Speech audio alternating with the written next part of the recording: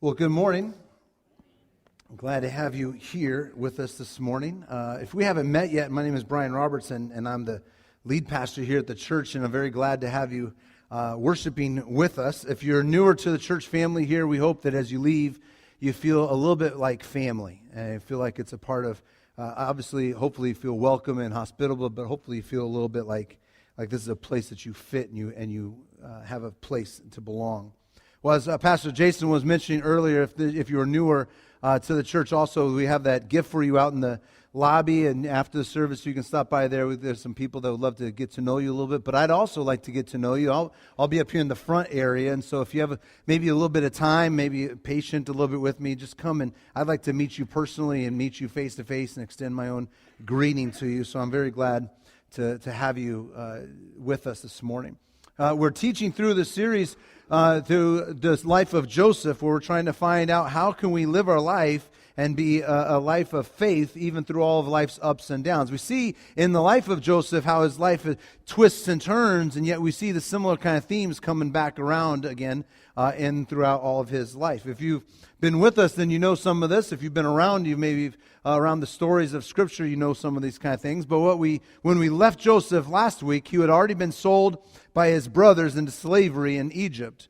He was bought by a guy named Potiphar, and he was working for him in his land or in his house, and he had done some well. He was working with integrity and good work ethic, and he was growing up, or was kind of growing up in his responsibilities there at Potiphar's house. And Potiphar's wife caught good glimpses of him, and she tempted him to sleep with her, to sin by committing the act of adultery. He remained full of integrity and trustworthy, and so he resisted her, which she falsely accused him of mistreating her, abusing her, and even raping her. He's thrown into prison, which is where the reading that Paul just read for us kind of picked up from here. He's thrown into prison, but even in prison, he's found to be a trustworthy person. He's working with integrity and with fullness and being able to do as much as he can wherever God has placed in him. He's a trustworthy guy. So the captain of the guard in prison, begins to give Joseph a little bit of reign, a little bit of rule there. He's got some influence in the prison. And then we are introduced to these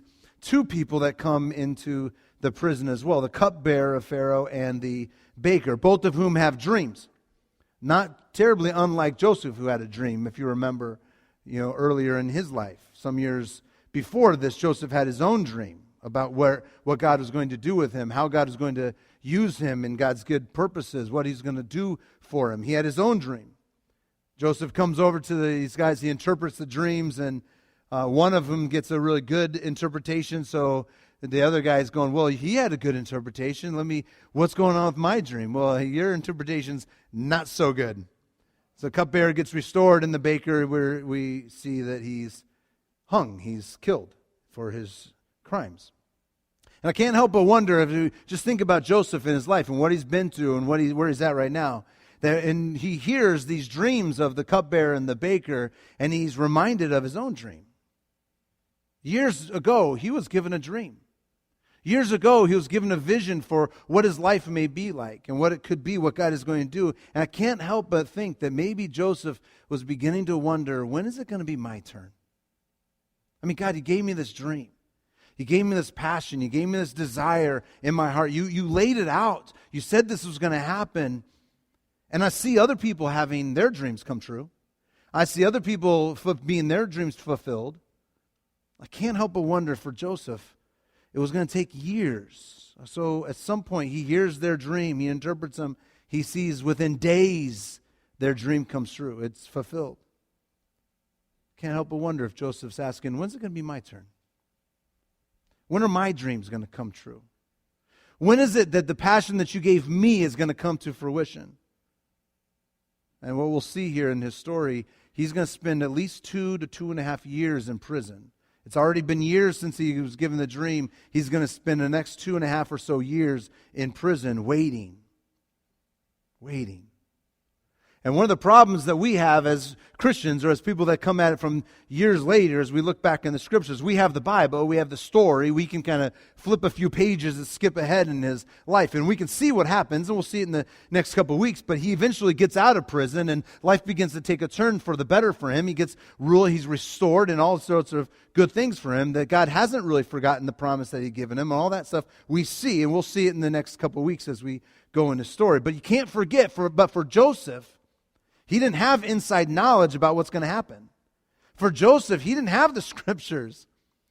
He couldn't flip a few pages over and find out how his life is going to end out. For him, he's living it, real life living it. And he had to wait. He had to wait. So the question I want us to wrestle with this morning as we look at Joseph's story, I want us to understand it a little bit. What is it like to have to wait? When you've got a dream that you feel like God has given you, a passion and a desire that you feel like God is equipping you and wiring you up for, but you feel like you're waiting. What is it like to wait? And how can you wait well? How can you wait well? Well, that's where we're going this morning. So as we dive into it, let me pray, and then we'll jump in to see what we can learn together. Jesus, we come before you, the almighty, everlasting, all-knowing, all-powerful God. And we ask that you would teach us, lead us, develop us to be your people, always faithful and true to you, and you're calling on us. It's in your name we pray. Amen. Well, I don't think I need to tell you this, but from my understanding, most people don't really like to wait for anything. We're instant gratification kind of people. We don't like to wait. Just think about it. Last time you were standing in line at Meijer and the person couldn't get the stupid thing to scan across, and you just had to wait a little bit extra. And just you could feel your blood pressure rising, and just you're doing one of those things that I know you do it. Just admit it. You look at the other lines and you go, you're gauging. Did I choose the right line or not? You're playing the little game of saying, should I go in that line? Should I go in this line? You do it all the time. I do it too. Right? Or you're stuck by a stinking train and it just gets there, and then it doesn't care about your agenda. It just stops in the middle of the track, and you've got something to do. You got something to go, and it's like, I don't care. I'm just going to sit here. And you have to wait. Nobody likes waiting. Waiting can be difficult. It can be tough. Just in small things like that, but especially when it feels like in our life with God, we're just waiting. We just feel like nothing's really happening in my life with God. I'm just kind of in a time of plateauing. There was a time in my life when I gave my heart to Jesus and things were on fire and things were growing. I was serving and things were happening. I was hearing from the Lord and things were moving and things were going in ways that I was excited about, that I couldn't really contain it. Things were just going. I loved it. And then there are times in my life with God where it just feels like not a lot is happening anymore. And I'm waiting. I'm just kind of on pause in my life with God. And that can be tough. That can be tough. For anyone who's been following Jesus for any length of time, you know that there are seasons where you are passionate, on fire, and things are growing and things are moving. And there are other difficult times where things just seem to slow down. And you're not sure what's going on. God can seem distant at those times, and you're just called to wait. You wait. Not only in your life with God, but sometimes in our personal life or in the things that we want to go on in our life, and we're just called to wait. And if we're not careful, our waiting can turn into what ifs. And what ifs are toxic, like viruses that get into our minds. When we allow ourselves to dwell on what ifs, well, those are toxic to our life with God, to our life with our friends, to our life with our spouse, to ourselves. What ifs can creep in if we're not careful in the midst of waiting. When we don't wait well, what ifs can take over. What if I never get married? All my friends are getting married. Everybody around me's getting married. What if I never? I've got a dream for these kinds of stuff. What if it never happens for me? What if I never get the job I really want and I always have this lame job that I can't stand? What if I never get the interview? Other people are getting their interview. What about me? When's it going to be my turn? What if I can't have kids? Everyone else I know is having kids and their family's growing and stuff. But what about me? Dreams were just called to wait. What if our adult kids don't ever come back to the Lord?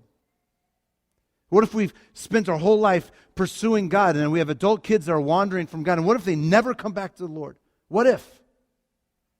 And fear can sleep in and can dominate our minds, and it can be very difficult for you and I when what ifs take over and that toxic mind thing gets in there, and it can be difficult for us to experience the blessing of the Lord who is near us because our mind are so consumed and preoccupied with what ifs and worst case scenarios. And you can begin to ask the question, when's it going to be my turn? When's it going to be my turn? Especially as you see other people and their dreams that God seems to be giving them and things to be moving really quickly for them. When's it going to be my turn? Their dreams are coming true. Their passions that God has wired them up to, they're able to step into those things. But what about us? What about me? Joseph had to wait a long time. He was given that dream in his teenage years. And yet nothing had happened. And now he's stuck in a prison. These two schmucks come in, they get their dreams fulfilled in 3 days. What about Joseph? He's got to wait 2.5 years in prison. And yet he's instructed, and you and I are instructed all throughout the Scripture, Older Testament, Newer Testament, all throughout. You and I are instructed to wait on the Lord. And those that learn to wait on the Lord will renew their strength. The psalmist tells us to be still and know that I'm God. In other words, don't rush ahead. Don't rush ahead. Learn to be still and know that I'm God. But waiting, well, that perhaps is the hardest discipline in the Christian faith to learn. Learning to wait on the Lord well is perhaps the hardest discipline in the Christian life to master. Because God's interested in our character formation.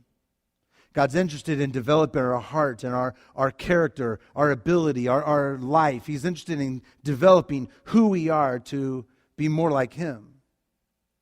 And while we don't like it at times, there's much to be formed in our character when we wait. And we learn to trust the Lord and to lean not on our own understanding, but in all our ways acknowledge Him. When we learn the difficult practice of waiting and how to wait well, there's character formation that can happen in our life. God allows Joseph to be stuck in a prison for over 2 years to prepare him for the tasks ahead, to teach him what it means to wait on the Lord, to prepare him, to let him learn patience, to learn to be still in the midst of unmet dreams and unmet expectations, to learn to be still and to know that God is God. And prison will be a transformational place for Joseph, because it's in prison that he will learn this difficult practice of waiting. It's in prison that Joseph will learn that it is good to wait on the Lord, that His timing is, while it may not be what we want, His timing is always perfect. So I want to encourage us this morning, wherever you are in your life with Jesus, if you've been following Him for minutes or you've been following Him for decades, I want to encourage each of us. What is it like to wait well? To learn the practice of waiting on the Lord. Unsure of what God may have in store for you, unsure of what tomorrow may bring, but what does it look like to be patiently waiting today on the Lord? How do you serve God when you don't like where you are? When you'd rather be somewhere else? How do you serve God well? How do you serve God well? There's a few things that we learn about this from Joseph's story here. I just want to highlight a couple of them. The first one, you see in Joseph that he's faithful in his daily activities. Learning to wait, but he's faithful in the tasks before him. In the tasks before him. You see Joseph in prison, he's going about his daily work. He didn't allow his current circumstance to derail him from the daily routine and the daily expectation and the daily job that was right before him. So when the cupbearer and the baker came to prison, Joseph had a job to do. And he did it well. He attended to them. He took care of them. Though it wasn't where he wanted to be, there were still responsibilities that he was in charge of. Though it wasn't the job he wanted, there were still things to do in the job he had, and he was faithful to do the daily routine and the daily duties of what was right before him. He tended to the cupbearer and the baker. Elizabeth Elliot, the wife of the famed missionary Jim Elliot, talks about when you come to a place where you hit the wall or you feel stuck in your life with God or in life in general, she just advises to just do the next thing before you. Because there's always the next thing that needs to be done. Whether that's in our life with God or that's just in our practical life. Just do the next thing that needs to be done. If it's work related, I just simply do the next task in front of me at work and I do it well. If it's church related and I feel like my life is plateaued with God, then I just simply show up again to the church, to the worship. I show up again and I'm faithful in the daily details, in the daily routines. Because there's always just something to be done right immediately in front of me.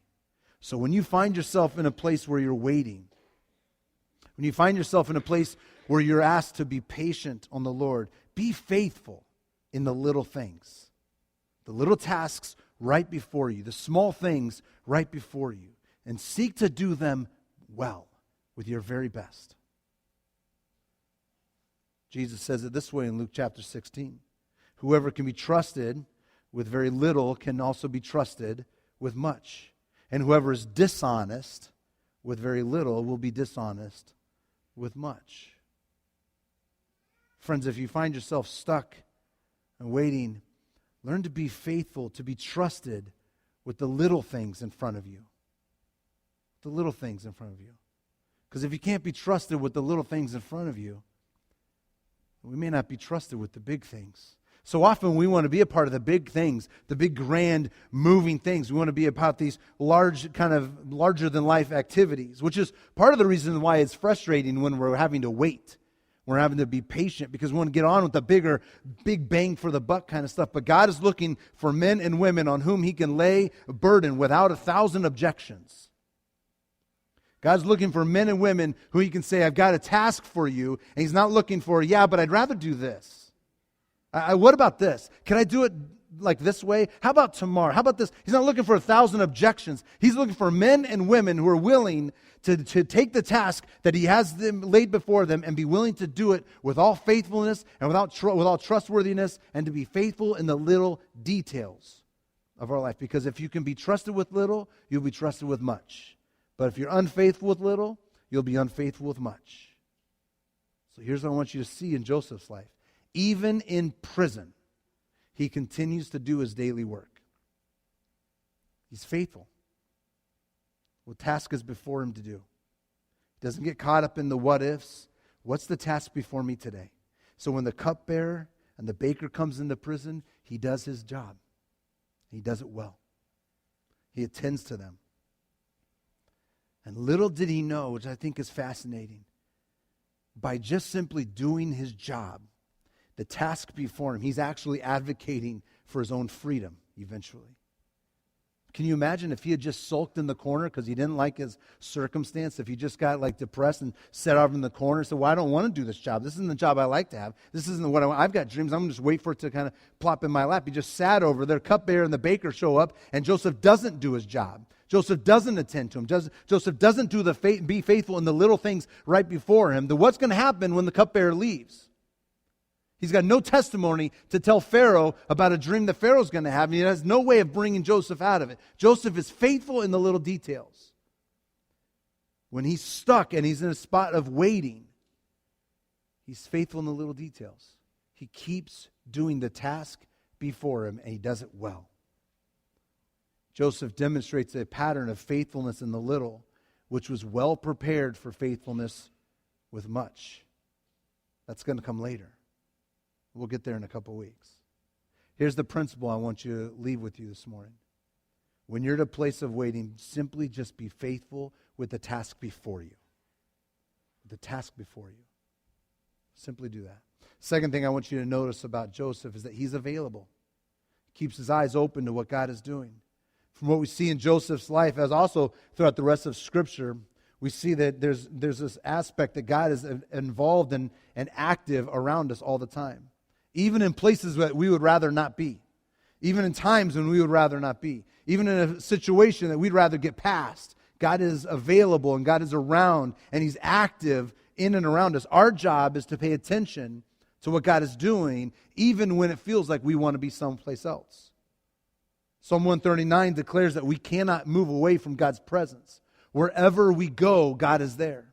If we're in the highest highs or we're in the lowest lows, God is there. So this aspect that God is active and involved, and wherever we find ourselves, God is there. God is present. And God will shape every aspect of our life for His kingdom purposes. And prison began to be a place of spiritual growth for Joseph, because even in prison, in a situation that Joseph would rather not be in, the Lord was there. God was there. And Joseph had to have his eyes open to be available to respond to the God who's always active and always working and always available, even in situations and places where we would rather not be. Even when we're called to wait. See, the thing you see in Joseph is he's available because he recognizes that the place that he is the place where he can meet God.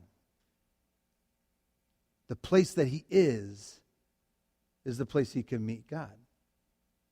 And if I could be so bold, the place that you are is the place where you can meet God. In the place where you are, while you may want to be somewhere else, while you may want to have something else, while you may want to long for some other day, the place that you are is where you can meet God. Are you available? Are you responsive to that, or are you resisting the place where you are because you'd rather be someplace else? And in resisting the place you are you resisting the presence of God that is ever near you, even in a circumstance that you may rather not be in? So Joseph is present to the availability. He's asking with eyes open, Lord, what do you have for me today? How can you use me today? Because I believe even in a situation, even in prison where I'd rather not be in prison, you could still be moving around me. You're still working. You're still up to something. So he's got an available eyes to see and ask with curiosity, where are you? And what do you have for me? And when he has his eyes open, he's available. In come the cupbearer and the baker, and he's looking around. He's saying, what do you have for me? And who are you bringing across my path? Even in a situation that I'd rather not be in, the Lord is still moving, and Joseph recognizes it. So he moves over to the cupbearer and to the baker, and he attends to them because he's available. It's just a reminder to us, wherever you are, in the midst of periods of time where you're waiting, there is still work that needs to be done. And the Lord is still moving in people's lives around you, and He's still wanting to use you if you are available. But we have a tendency to resist when we don't like the situation. We have a tendency to kind of pout and just wonder, when is it going to be my time? When all along God is working and moving, and He's stirring in hearts and lives around you. Where you are is where you can meet Christ. Because there's no place you can go apart from His Spirit, His presence. Joseph is available to be used by God no matter what his circumstances are. Third thing I want us to notice in this Joseph story is that Joseph is still bold with his hope.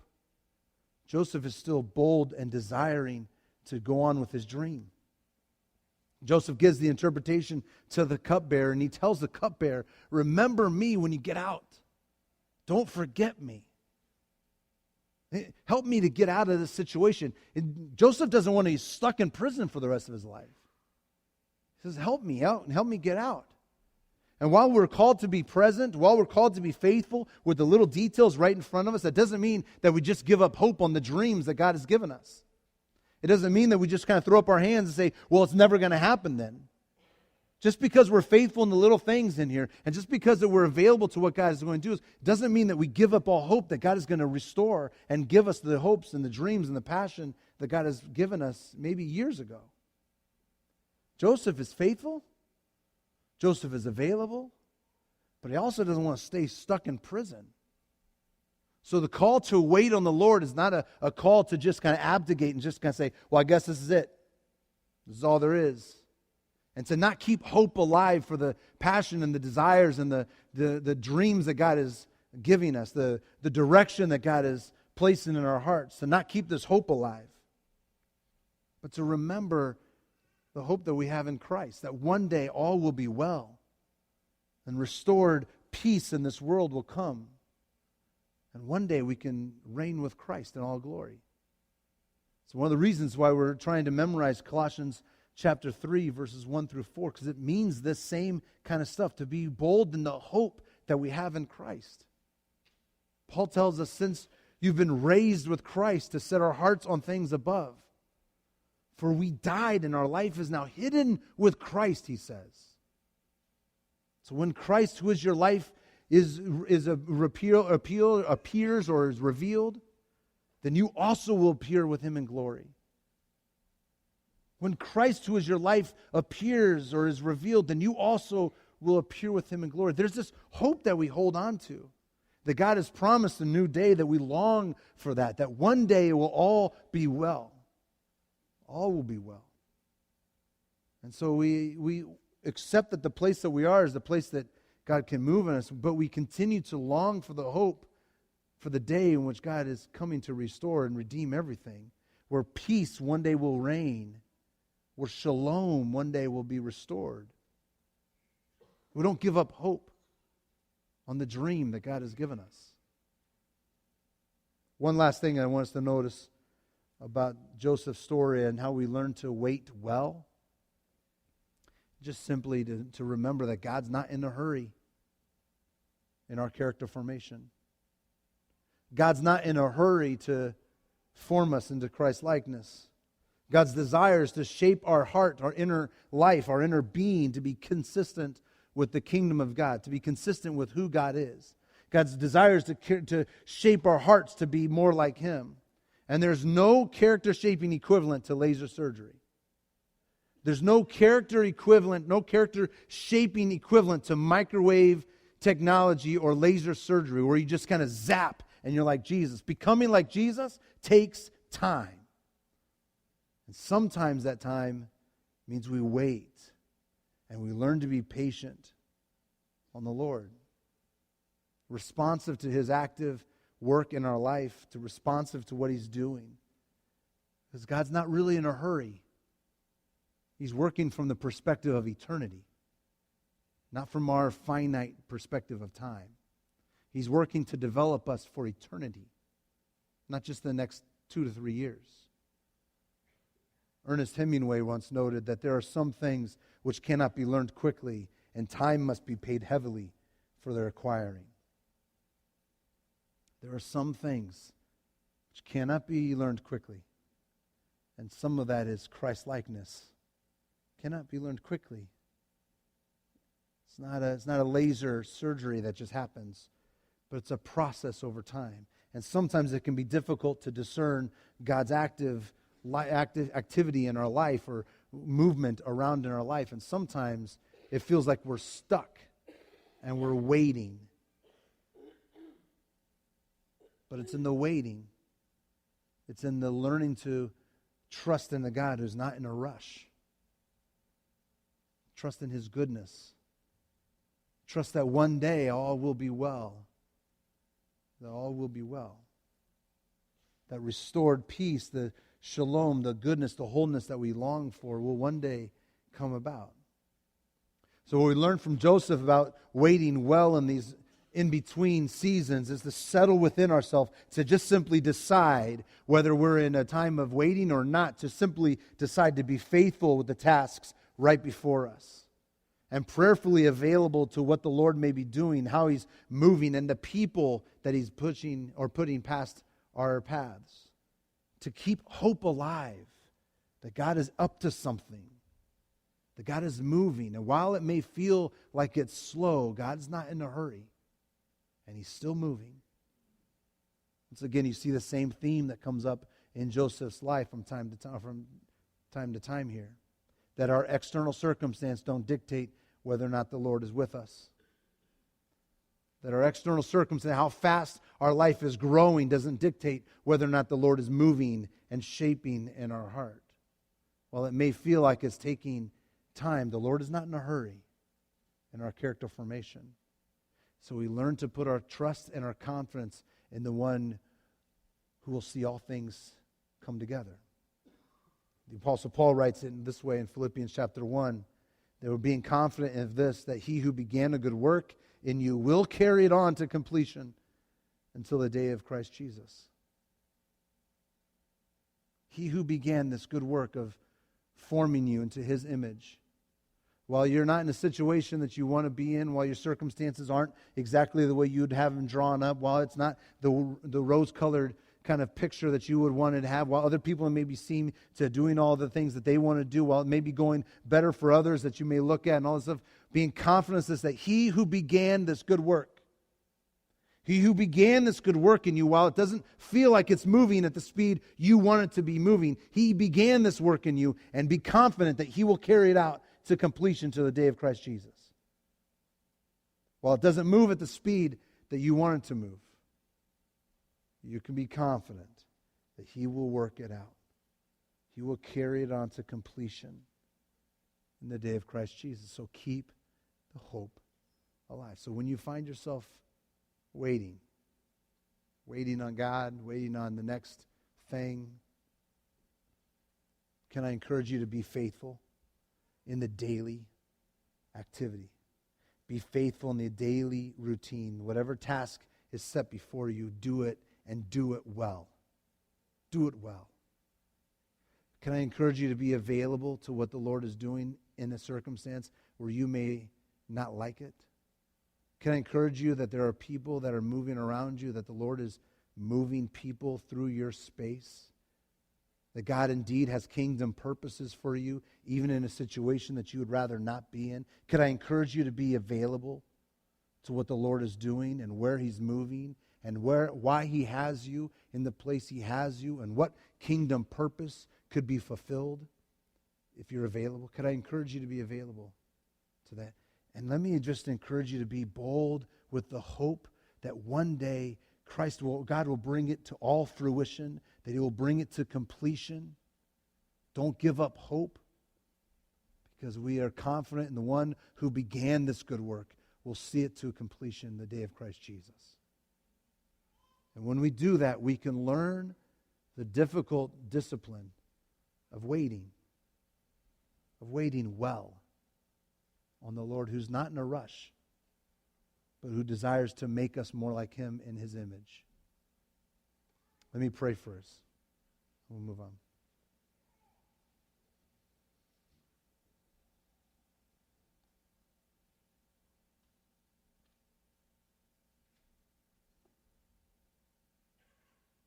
God, we recognize that there are seasons that we would rather be someplace else. Seasons where we feel like our life is not moving at the speed that we would want it to move. Things aren't happening the way we want them to be happening. So God, give us patience. Give us the faithfulness that You're calling us to. And as we learn to wait, would You meet us in these places? Would You meet us in the circumstances? Teach us who You are, as You are faithful and good, and carry this good work to its full completion. It's in Your name, pray. Amen.